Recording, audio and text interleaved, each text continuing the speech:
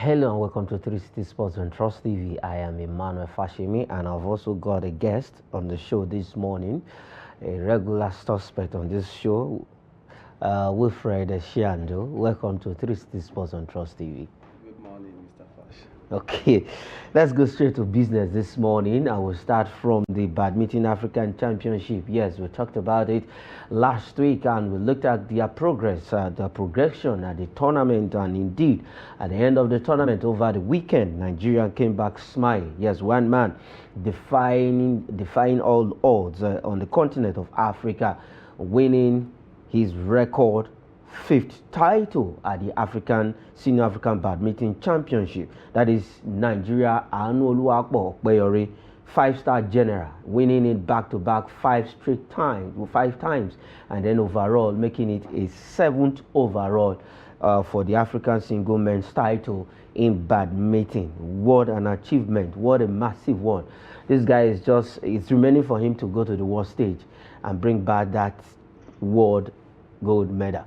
Wilfred, for our star, let me call him the star man of the week, five-star general. Five-star general. Yes, Anuoluwapo Opeyori. Yes, he said he was going, before they left the shores of the country, he said he was going to, he's ready to defend his title and make it a record fifth African senior men's title. It's a very beautiful one that he spoke with, prior to the championship, he spoke with so much confidence in his abilities, and he was able to also, back it up with, his performances. And I think it's a very good one because, in the recent time, we've seen, other sports, developing, coming up, breaking a lot of, ground stage and at the bigger stage. And I think Mr. Opeyori, I think it's actually a very good one. And I think if he continues this way, he's going to represent not just Nigeria as a country, but also Africa as a continent. That the world stage is definitely going to do pretty much better than what we've seen him done so far. Okay, what we've seen Anuoluwapo Opeyori the last time out at the Paris Olympic Games, he didn't win any game but gave it all.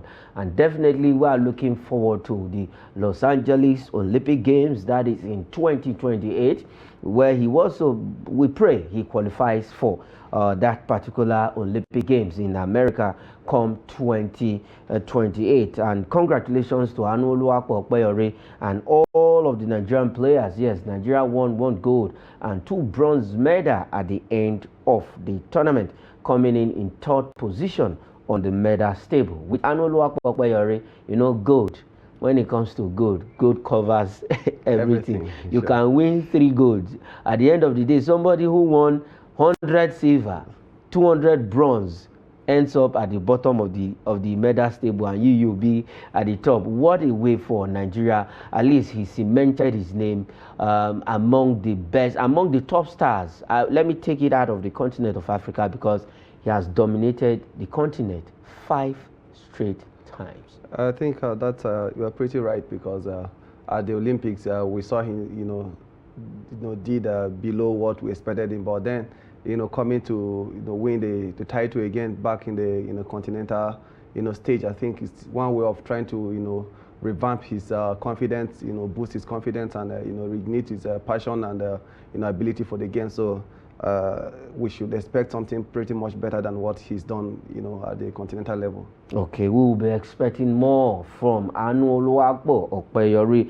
is his name. Congratulations to the Badminton Federation of Nigeria, also preparing the team well ahead before they left the country. All right, let's leave badminton and we'll talk tennis quickly.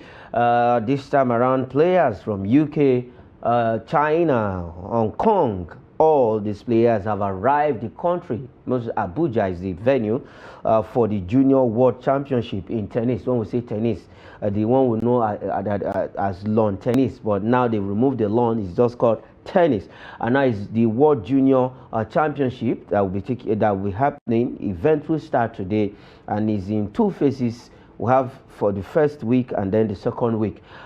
When it comes to tennis, we've not really seen Nigeria dominate this particular sport, but what a way to go for the junior ones.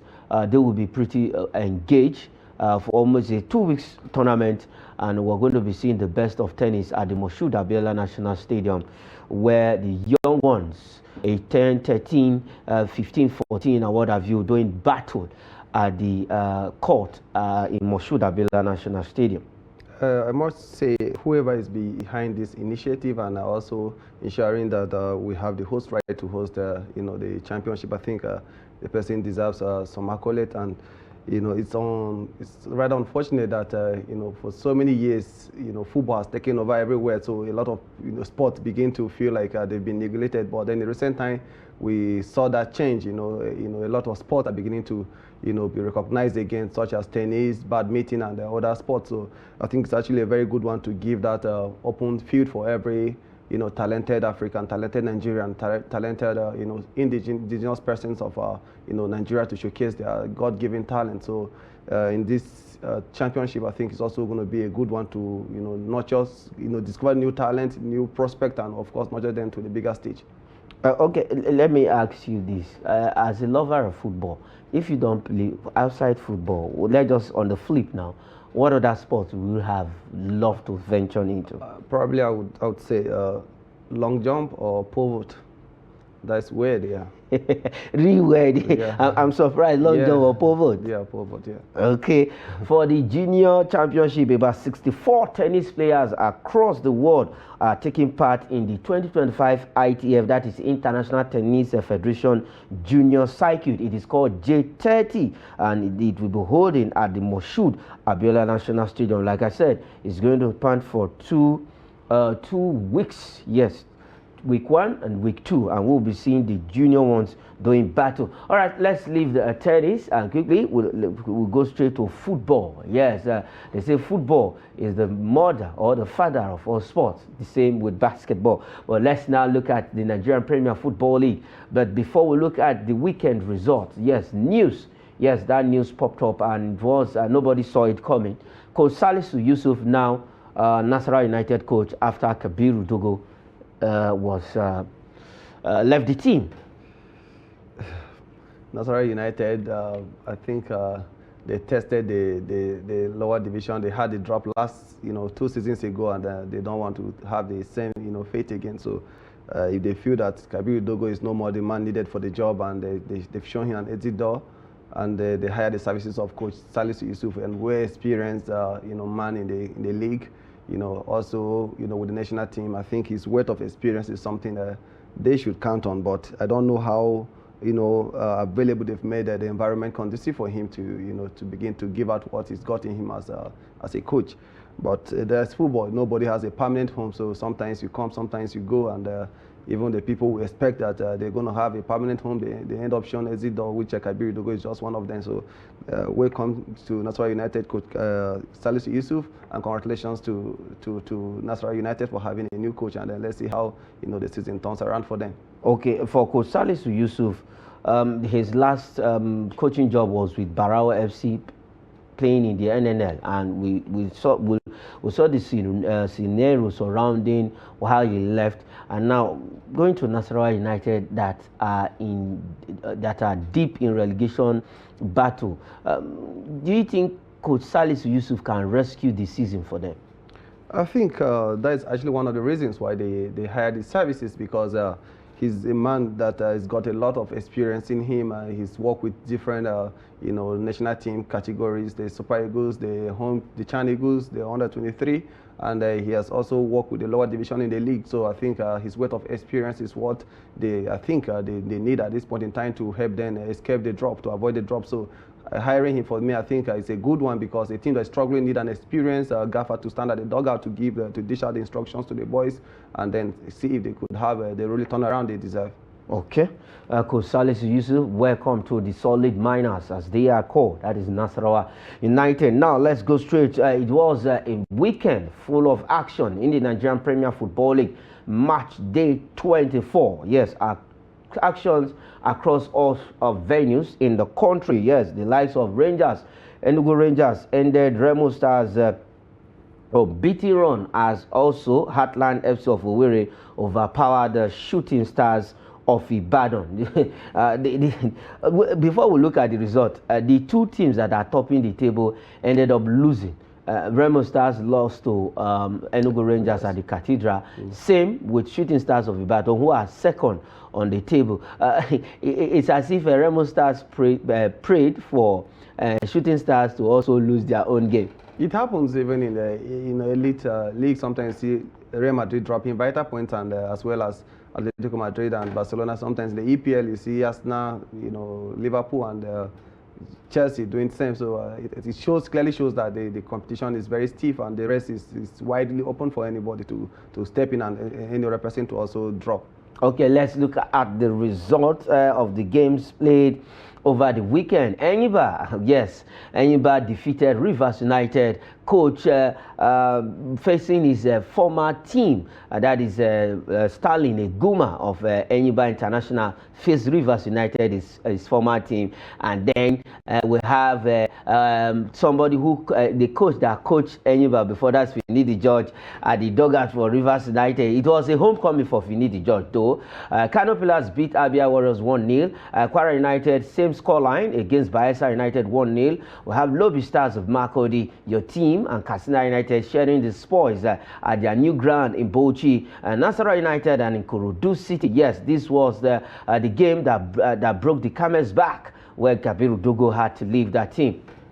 They played a goalless draw with Ikorodu City at the Lafia Township Stadium. Plateau United defeated Academy Warriors 2-0. Sunshine Stars of Akure 1-0 against Aqua United, another team that is struggling this season. And Enugu Rangers defeated Remo Stars, the two big teams, let me say the two top teams in that game. It was a battle, 2-1 against Remo Stars. Savior getting one of those goals for Enugu Rangers. And Heartland FC of Owerri defeated Shooting Stars of Ibadan 2-1 at home also. And Bendel Insurance is now looking as if this team has woken from the dead. They defeated Niger Tornadoes 3-0 at the Samuel Ogbomudia Stadium over the weekend. Now, these are the results we've read over the weekend. What's your take about the whole result generally? The result is full of surprises and unexpected, outcomes. For instance, seeing Niger Tornadoes going down 3-0 without even having a goal. It's actually surprising, because they've been doing well this season. They've been scoring a lot of goals, but unfortunately they failed to do that against Bender Insurance. And for Sunshine, the former club of Kennedy Boboye, facing his current club Aqua United, I think it was the welcome was more or less a baptism of fire. Fire for him. So the Rangers, edging the table topper. Remo Stars 2-1. I think that shows that it was a tough match, it was a tough fight, and the better side had the day. So for Lobby Star, my darling team, and Katsina United, I mean, it's heartbroken to see this result, see this outcome, because it was a much needed 3 points that everybody thought we were going to secure, but in the end, Coach Danny Amokachi's side failed to give the fans what they expected. So, but that's football. It is what it is. And for Kano Pillars, the Pipa Bia Warriors, that was a tough one. For them to win just by a long goal at home. It shows how tough the battle was. But then you can't also write them off, because a team of wealth of experience, incredible record and everything. So I think it was a good one for them too. If we look at it, let's look at Lobby Stars, your team. Over and over again, we've talked about this team on this show, and what else can that team do?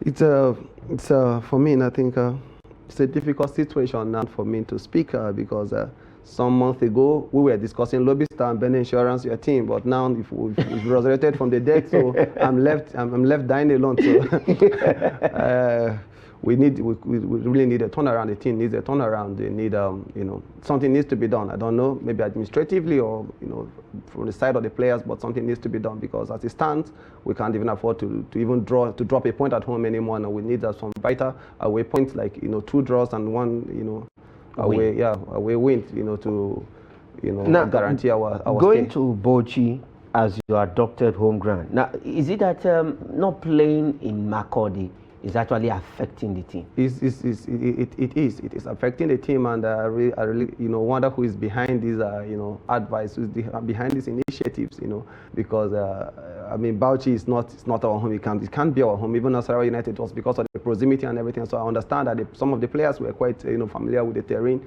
Of course, the fact that we're in neighboring states. Yeah. But moving from Nasarawa to Bauchi, it's unimaginable, and I don't know who is actually behind that initiative. But I think it's actually taking a heavy toll on the players, and not just on the players, but the entire management, because it's really not making any positive impact.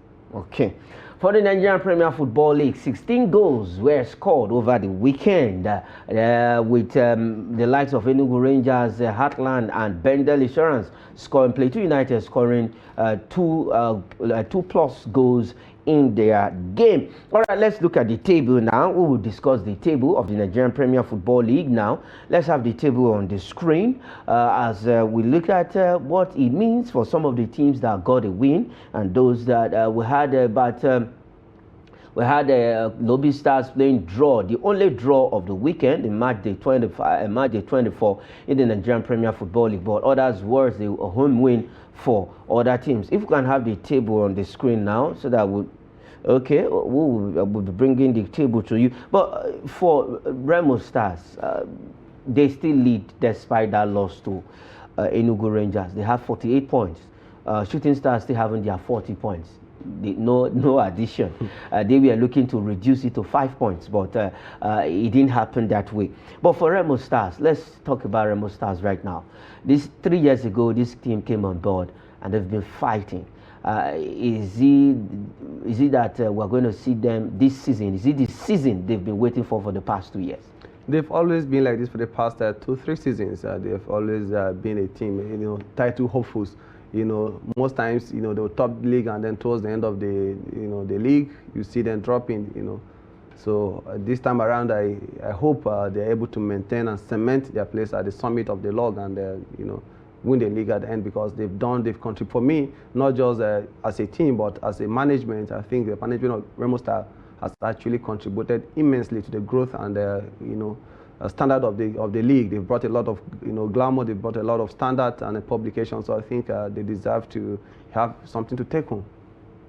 Okay, if for Remo Stars now, you talked about the management.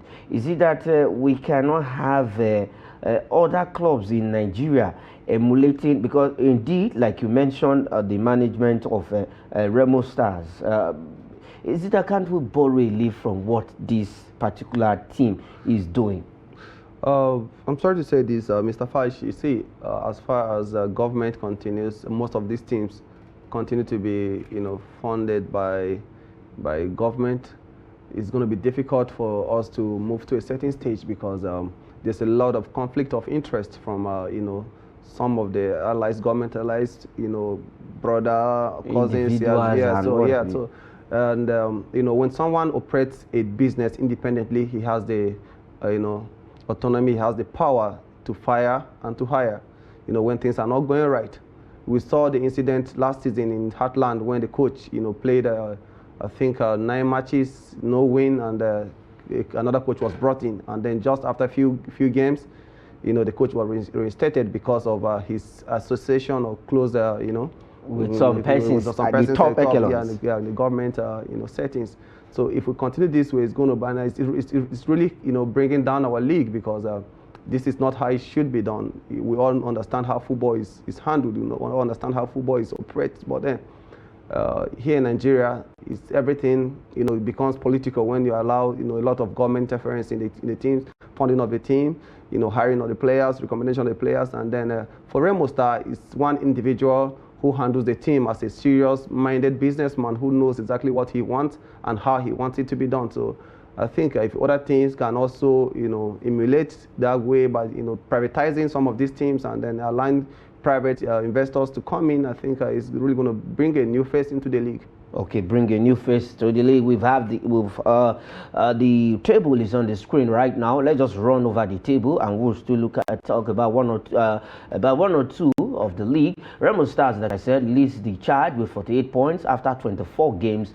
with 14 goal difference. We have Shooting Stars of Ibadan, who also lost their game on the second after 24 games, having 40 points. Enugu Rangers now moved to the third position with 38 points and 8 goal difference, having played 24 games also. Rivers United now remains fourth, drops to the fourth position with 38 points and goal difference between Rangers and Rivers United separating them third and fourth. Abia Warriors are 36th on the fifth position with 36 points. We have Ikorodu City maintaining their sixth position with 35 points. Kwara United are 7th with 35 points. Kano Pillars are 8th. Moves to the 8th position with 35 points. Ekanim Warriors, who lost their game, are 9th with 35 points and -2 goal difference. And we have Enyimba now gradually pushing up this team. They know how to, they just know how to play their standing matches and find themselves on a better place on the table. Let's see if it will happen for them this season.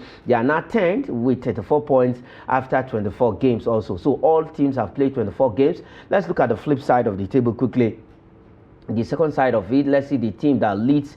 Heartland FC of Owerri are 11th with 32 points. Bendel Insurance, yes, haven't woken up from the dead, are now 12th with 31 points. Niger Tornadoes at 18th with 31 points. Katsina United, Bayelsa United, Plateau United, Sunshine Stars of Akure, Akwa United, Nasarawa United, and Lobi Stars. What a way, and how does the table look like in the Nigerian Premier Football League? We've looked at Lobi Stars. They have 22 points, but what other side of it for you this season? So far we've played 24 games that have been a difference in the league. Absolutely nothing, because you know, there've been a lot of signings by some teams, you know, during the mid-season, you know, so I think some of the teams that were struggling from the first turns of the season, you know, are actually gradually beginning to settle down, except, you know, Lobi Stars and and Nasarawa United. So I think they've brought in a lot of changes. They've brought in a lot of, you know, they've changed a lot of management. Some teams have actually brought in a new management. So I hope at the end of the league, some of these teams that struggled from the first phase of the season, you know, are able to, you know, stand strong and escape the drop.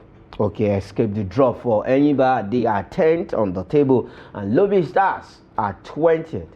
They are first from behind. That is Lobi Stars of Makurdi. Sorry about that, Wilfred, though.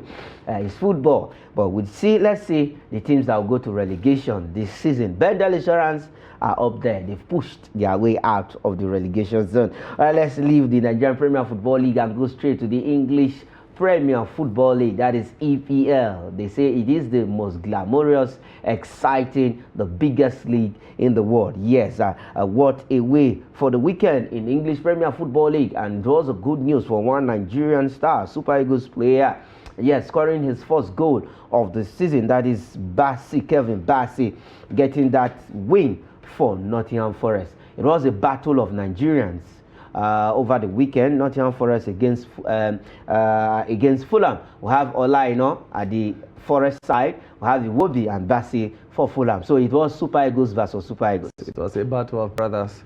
I think, you know, for Bassey, it was an incredible display for him, and not just for him, but also for Nigeria, his homeland, because when you see players who represent the country, you know, doing well in their various respective clubs, you know, it gives you confidence that, you know, the future of your national team is secured. So I think it was a good one, not just him and some other Nigerians across other, you know, teams. Like, for instance, in Bundesliga, one forgotten man was on target in Hoffenheim, you know, a journeyman who endured a terrible start with, you know, Lyon, and then moved to Hoffenheim in Bundesliga, you know, was on the score sheet again. Your namesake? Yeah. You share the same name. Gift Orban was on target, and so many other Nigerians across who probably were not captured in the media or in the limelight. But then, as I said, it's actually a very good one when you see your countrymen doing well in their respective, you know, place of duty. Okay, doing well in their place of duty for Kevin Bassey. He said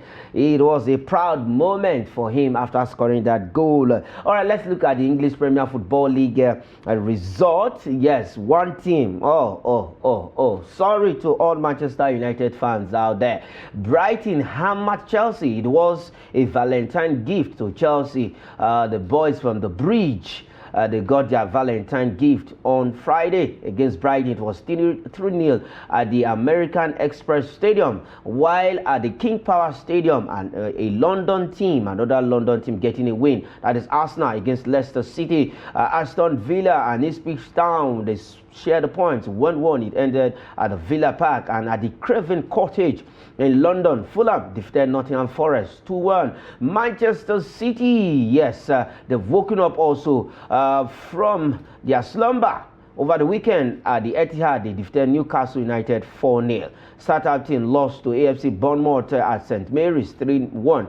West Ham United lost at home to Brentford 1-0. Crystal Palace, David Moyes is doing, in fact, has turned Everton around 2-1 against Crystal Palace. Out of 5 games now, in total, they've won 4 and 1 draw. And that draw is against Liverpool for Everton in all competition. And Liverpool defeated Wolverhampton Wanderers 2-1. Tottenham Hotspur 1-0 over sleeping, struggling.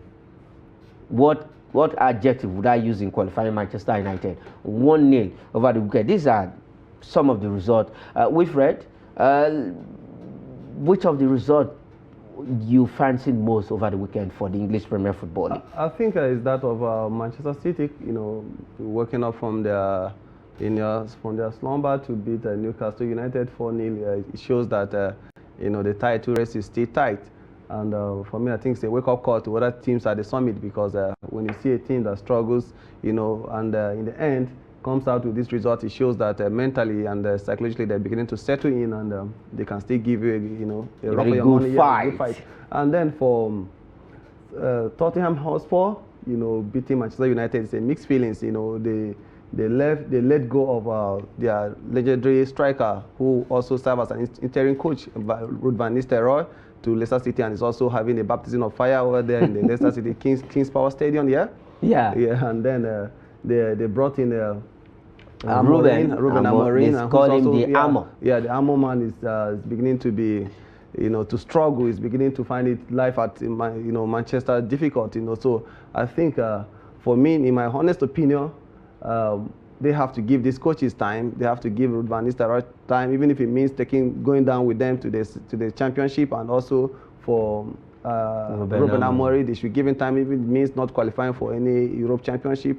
He can settle down, and then the beginning of the season he will be able to, he'll be able to bring it, to build a team, and then bring in a new philosophy that will suit not just him but also the players and the entire environment. Okay, for Ruben Amorim, is really a topsy-turvy one for him as the manager of Manchester United. The players, well, some are saying, Manchester United legends are saying yes, the players are not giving more to the team. All right, let's look at the table for the weekend. Liverpool now leads 60 points in that league. Haven't played 25 games. Arsenal second with 53 points. We have Nottingham Forest third with 47 points. Manchester City are fourth now with 44 points, just 3 points ahead of them. That's Nottingham Forest, who lost their game to Fulham.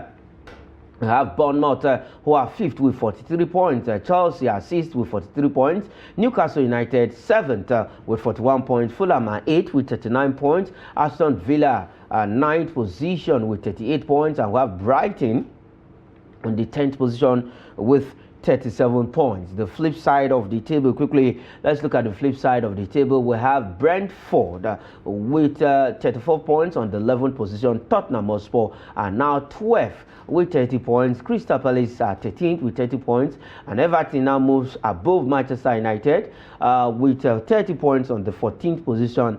Man U drops to the 15th position with 29 points and -7 goal difference. This is not good for Manchester United. West Ham are 16 with 27 points. As Wolves are 17 with 19 points. Ipswich Town have 17 points, and Leicester City 17 points. They've conceded more goals than Ipswich Town. Southampton have conceded more goals than those teams, which they've conceded 38 minus goal difference for them, and they have just 9 points. For Southampton, we also have Nigerian Super Eagles players playing there, Aribo and Paul Onuachu. Yes, it's unfortunate that they came from the championship, they gained promotion, this season, and it's likely that they are going to drop. Definitely. Yeah, so, but coincidentally, there are 3 colleagues there. Leicester City also came from the championship, and Ipswich also came from the championship. So I think they might go back to where they came from. We came together, we go together.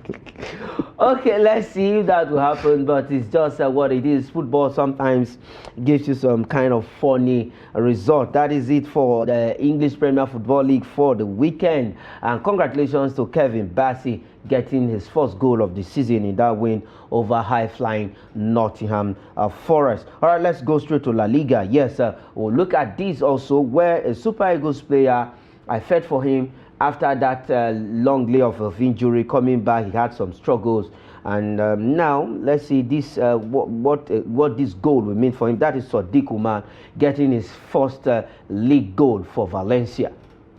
Yeah, it's a very beautiful one for him. He has endured a very staggering start of life in Valencia after being acquired from Real Sociedad after a long injury layoff. So, scoring that important goal was very, very important and very, very, crucial for him. Mentally, psychologically, it was very important because, when a player of his caliber, who is used to playing week in, week out and scoring a lot of goals, find himself on the sideline and comes back, he needs these kind of situations to reboost, his mental strength and also his morale. So I think it was a very good one for him and for Nigeria, as his country, and I think it was a very big one for him, and congratulations to him. Okay, congratulations to Sadiq Umar. Now, let's look at Sadiq Umar before we go straight to the result. If we look at the crop of players, strikers we have in Super Eagles, can he really break in? Playing in a team like Super Eagles that is blessed with numerous strikers is something that it's like a musical instrument where one instrument cannot make the whole music sound. You have other instruments with different sounds, so that's how it is also in Super Eagles. Sadiq Umar is a striker that also has got his own special qualities and something unique in him, as well as Victor Boniface, Victor Osimhen, and Lukman, the host of them. But then he's one man, we saw him when he made his debut with AS Roma in the Champions League and everything. Since then, he's a young man with huge talent, incredible, qualities, but unfortunately, he has not been able to stay off injury. So if he comes back and he's scoring goals, good number of goals, and he's picked back his form and he's on a good form, I think he's going to be a very good addition for the option rather for the national team. Okay, good option for the national team. We know that Eric Sekoshel made some travels checking up on Super Eagles player, and he has said before that travel that only players who are fit, ready, strong, physically and psychologically ready would be selected for the upcoming World Cup qualifiers in March. March the 5 and 6 is bid for next month. All right, let's look at result of the weekend in the Spanish La Liga. We have Girona, they lost at home to Getafe 2-1. And for Leganés of Kenneth Omero and Deportivo Alaves, it was 3-3. They played in that game, 6-goal thriller. Osasuna, yes, drew with Real Madrid, who are topping the table.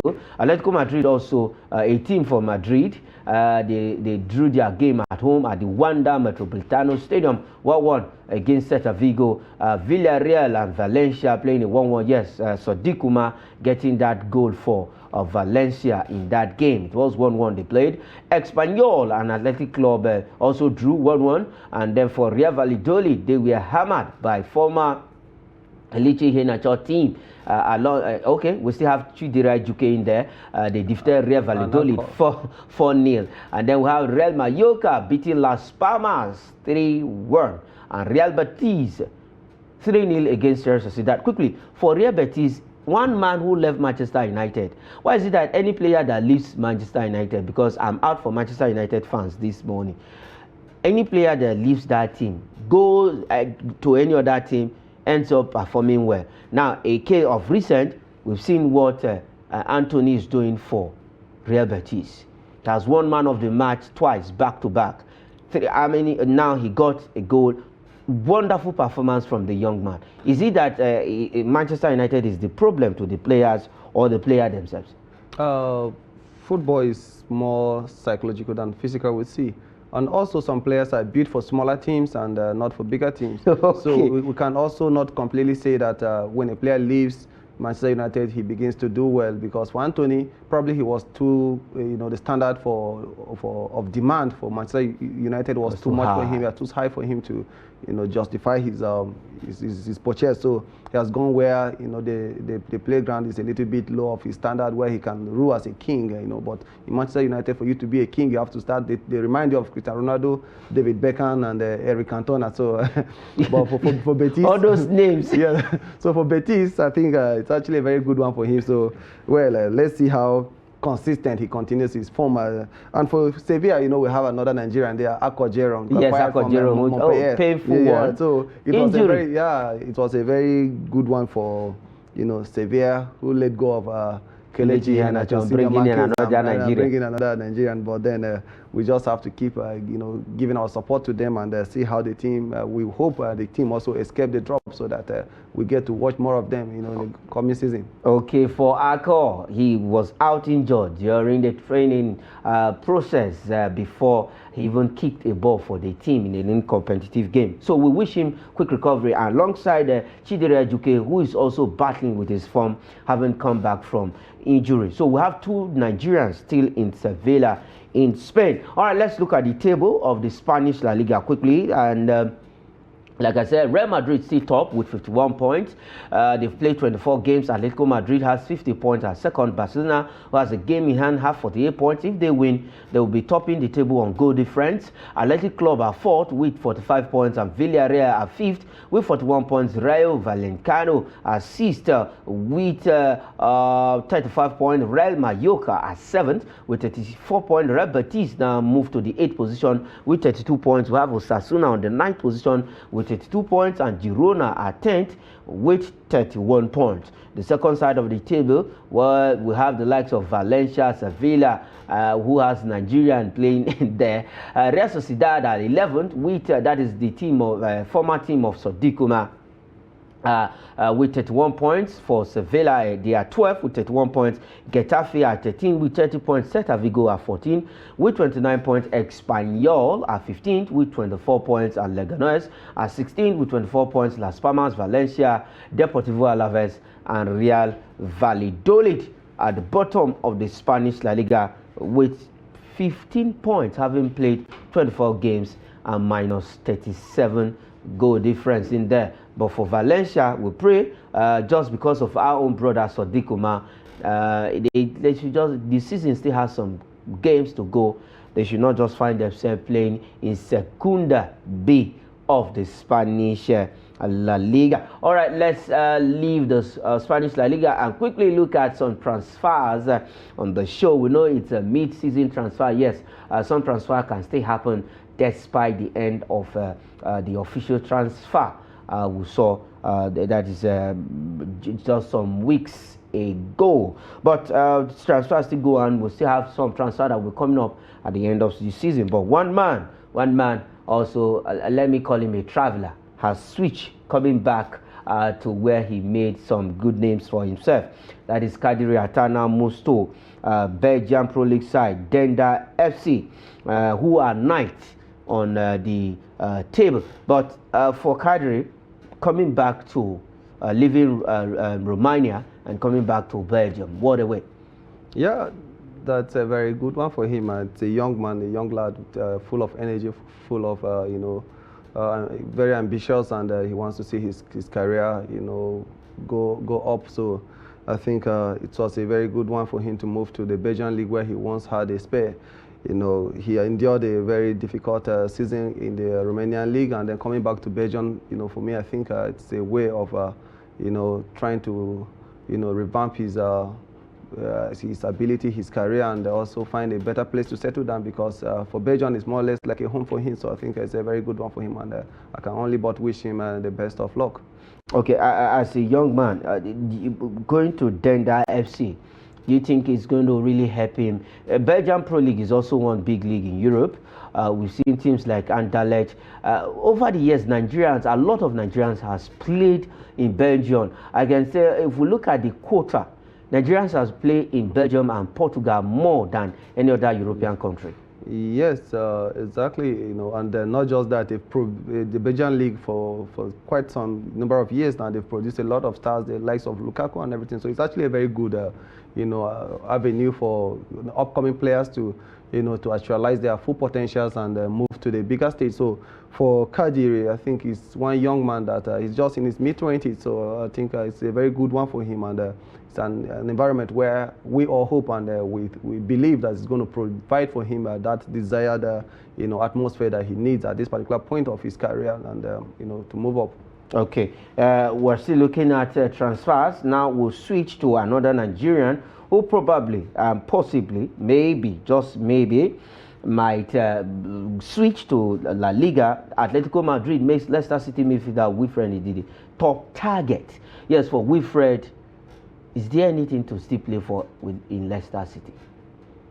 I doubt how authentic that Roman is, and I don't think Diego Simeone in his right senses will come and just respect to Wilfred Ndidi. He's done so well. He's done massively well for himself, for our national team, for his club, Leicester City. But I don't think, because I understand the philosophy of Atletico Madrid, so I don't know how truthful is the. It's not him alone. They are also targeting Ademola Lookman. So two Nigerians. For Lookman, yes, you could see the young man is just at that stage where a so coach like. You think Wilfred Ndidi will fit into Diego Simeone's pattern of football? I doubt if he will, because if they let go of parties at that age he was, then I wonder how meaningful it could be for them to come for Wilfred Ndidi at this age he is.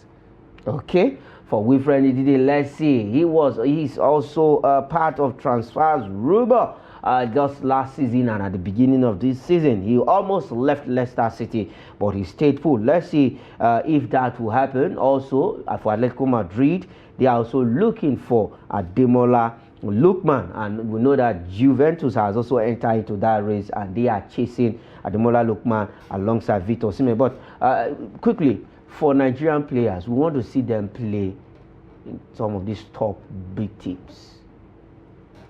That's everybody's desire. We want to see them play for big teams, and not just to play for the teams, but also play matches for the teams. Because they're wanting to play for a team, but not play, good number of matches. So when they sign for big teams, let them also play for the teams. Let them play matches. Because with that, it shows, because I've seen situations whereby we have a player, back then in the likes of Mikel Obi-White, at some point he was not always there playing matches, good number of matches, was not having enough game time for Chelsea, but because he was playing for Chelsea, he has to fit in the national team, and that brought in a lot of issues in the team.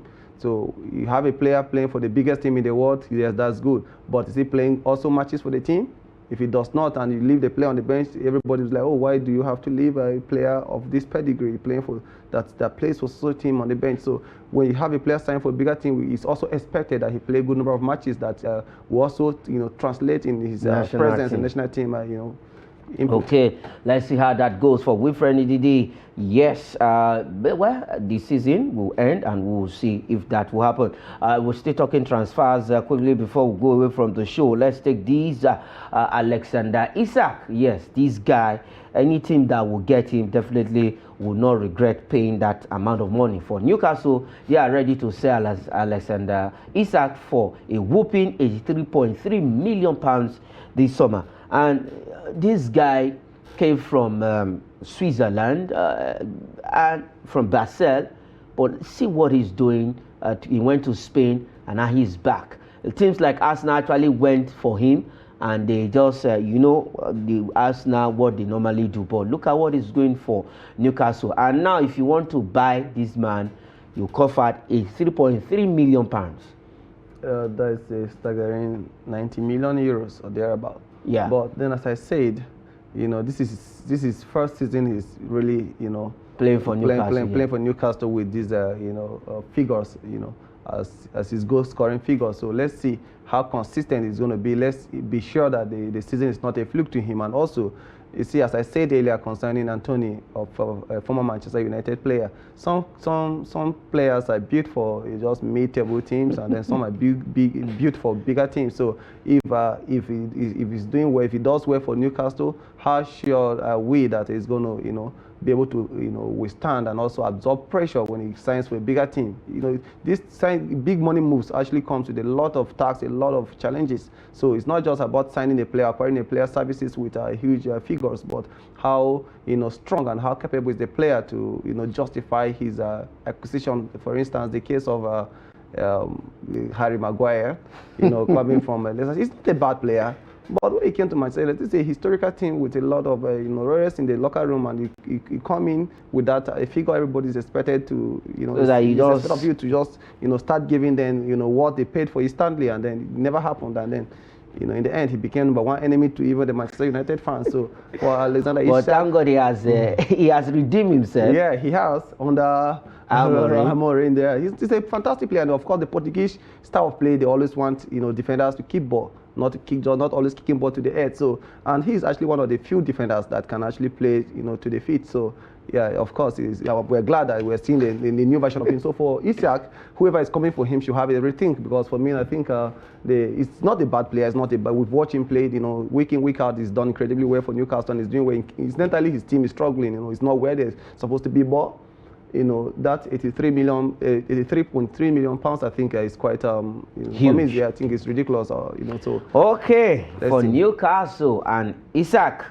who comes to get you for that amount? All right, before we go away from the show, quickly, let's take this athletic story and we'll call it a wrap on the show. Yes, Nigerians, we can do great things on the big stage. Yes, Nathaniel, if you remember, he was there for the Paris Olympic Games. Ezekiel Nathaniel has set the 400 meters hurdles record this year with a time, that was on Friday, with a time of 44.92 seconds to win his 400 meter heat at the Jarvis Scott Invite at the Sports Performance Center, Lubbock, that is in Texas, in United States of America. The fastest time this year from him, and he's in Nigeria, and he's the second race, his second race for the season. He also became the first African man to run a sub 45 seconds indoors in history, as well as the NCCA in 2025. So congratulations to Ezekiel Nathaniel, and he's just 21 years of age, and every other Nigerian athlete.